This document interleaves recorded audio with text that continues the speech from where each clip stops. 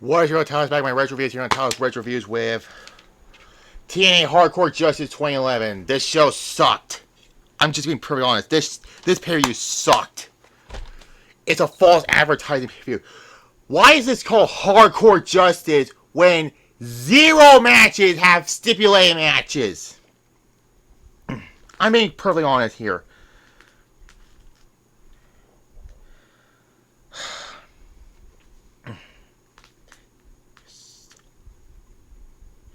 Anyways, August 7th in the Impact Center in Orlando, Florida, like most. God damn, this pay-per-view was terrible. What was as bad as Victory Road 2011? Minus outside that whole incident with Jeff Hardy, it's neck and neck, really. But yeah, let's get into this. Look at this whole fucking thing. There's no matches on match stipulated matches.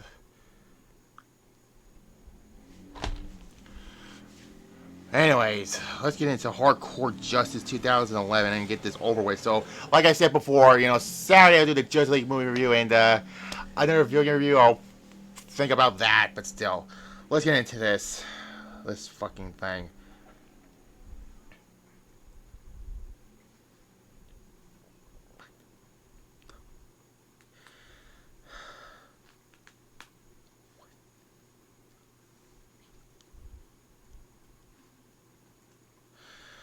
With the X Division Championship match, Brian Kendrick defeats Alex Shelley and Austin Aries. This is around the time the X Division was right after Abyss won it. And that's fucking a shame because all that, and again, you will see Abyss on my Pig Fest soon, but still.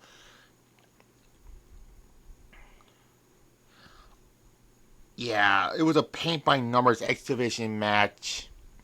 And it's a damn shame, really.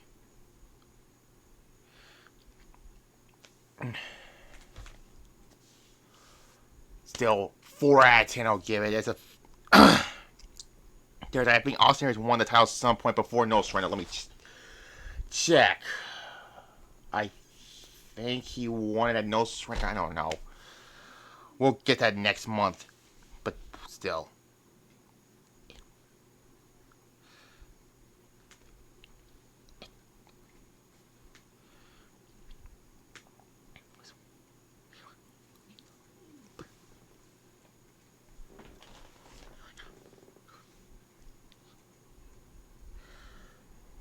Anyways, next up for the TNA Knockouts Championship, the most irrelevant champions in TNA history.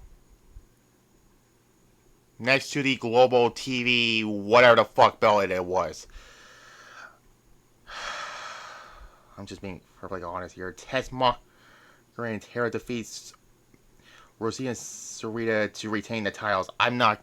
This was just. This was just an impact match, really. 3 out of 10, I'll give it.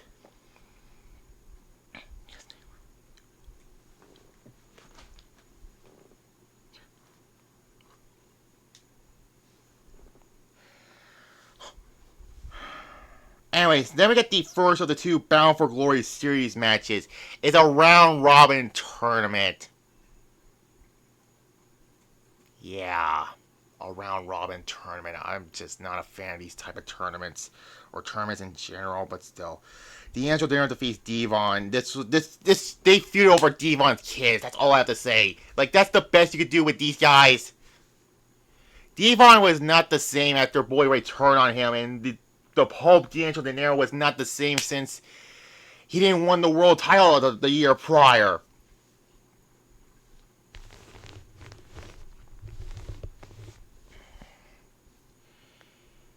They do a lot of shtick in this match, and it was fucking stupid, really. 1 out of 10. It was another terrible match.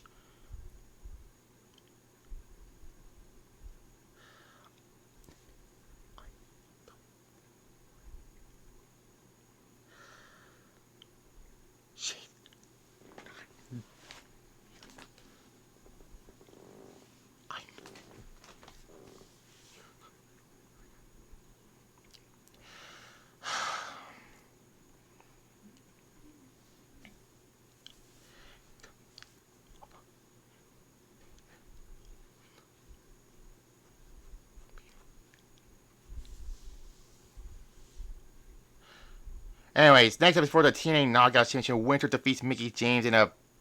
It was actually a decent match, but the fucking end with Winter spit like read something in Mickey James' face. It's not missed, so at least I'm not gonna put the whole thing about. Well, you know, I hate when some wrestlers use the myth that's shaped for Japanese wrestlers, but still. But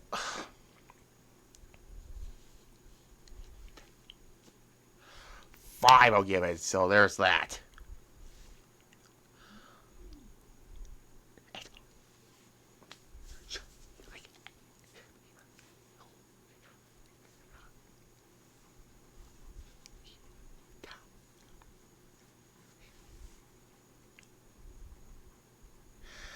Anyways, next up is another Bound for Glory series match. Crimson defeats Robin by disqualification. Yeah, that's right, disqualification. It's hardcore justice. Shouldn't that mean like every match should be no rules, no nothing?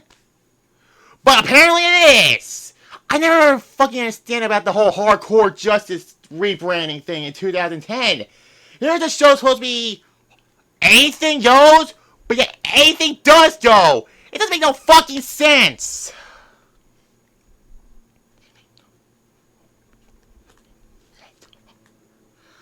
Because Jerry attacks Crimson from trying to get a pinfall victory, so it does lead up to RVD versus Jerry at Bound for Glory. Yeah. 6.5 out of 10. Could have been better, but fuck. I'm getting through the show quickly because this pay-per-view pissed me off.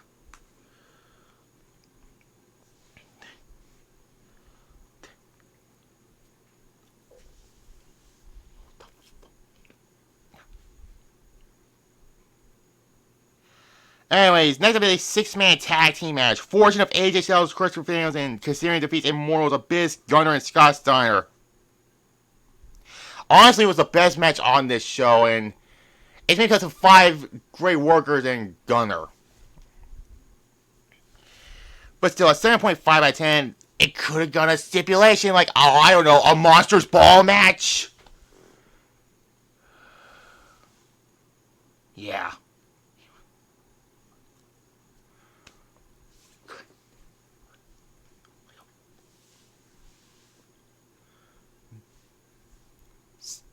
So yeah, and this also led to the plan scene for Abyss getting removed from Immortal. So yeah, this group is going down, down, down ever since the whole Victory Road fiasco.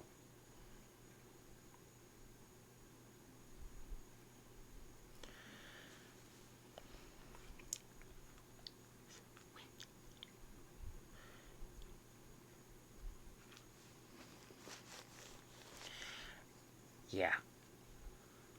Anyways, Bully Ray defeats Mr. Anderson. Again, could this be have a stipulation like a Falls Count Anywhere match? I know they have one at Bound for Glory, but shouldn't the Falls Count Anywhere match be here at Hardcore Justice?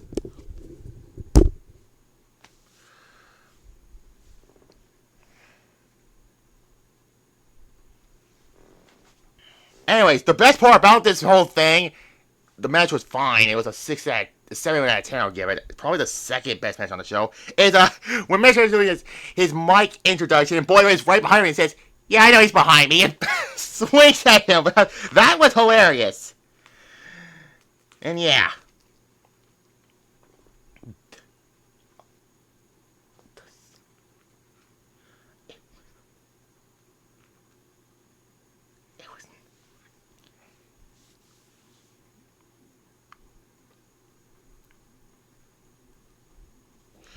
Anyways, then we get for the TNA World Tag Team Championships. Beer Money defeats Mexico America of Anarchy and Hernandez.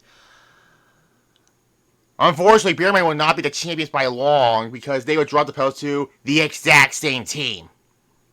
So it begs the question, why couldn't they drop the belts here?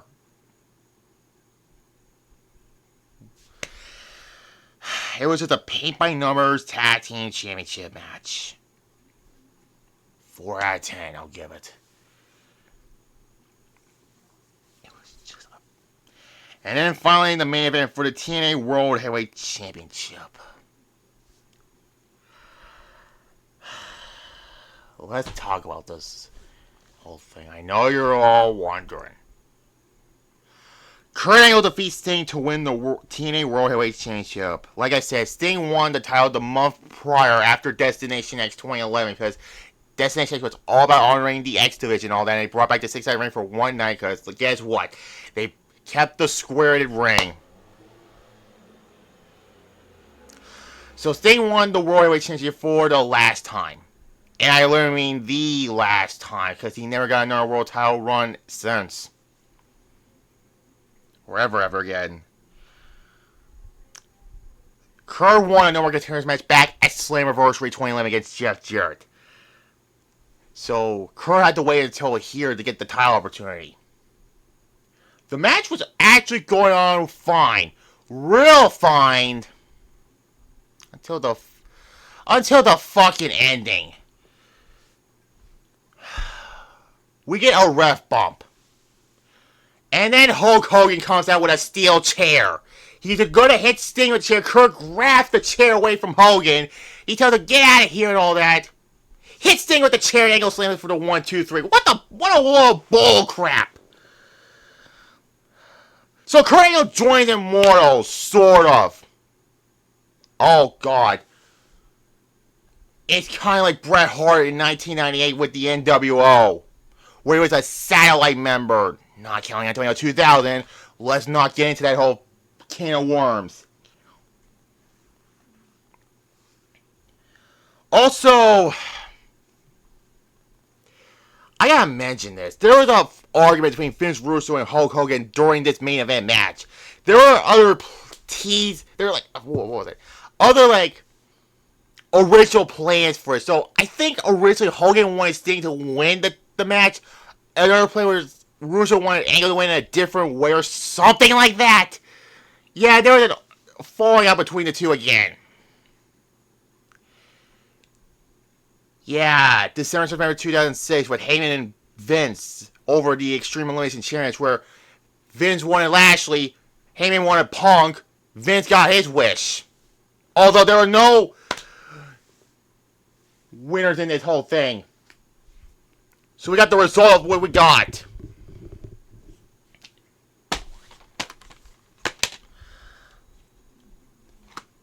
I give it a 6 out of 10. It could have been better. Until the fucking ending. It was that fucking ending. Oh my.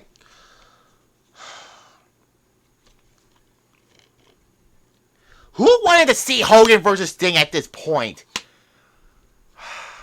Unfortunately, we have to because Battle for Glory is 2 months from now.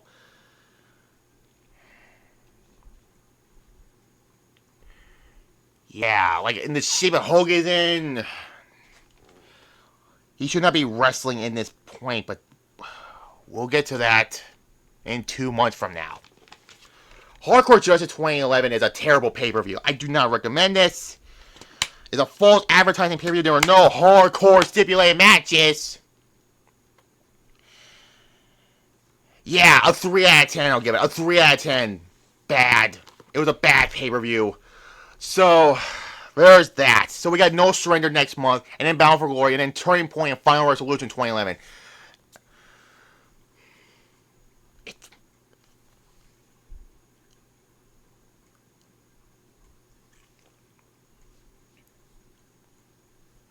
So next week, we're going back to 1992 WCW Wrestle War.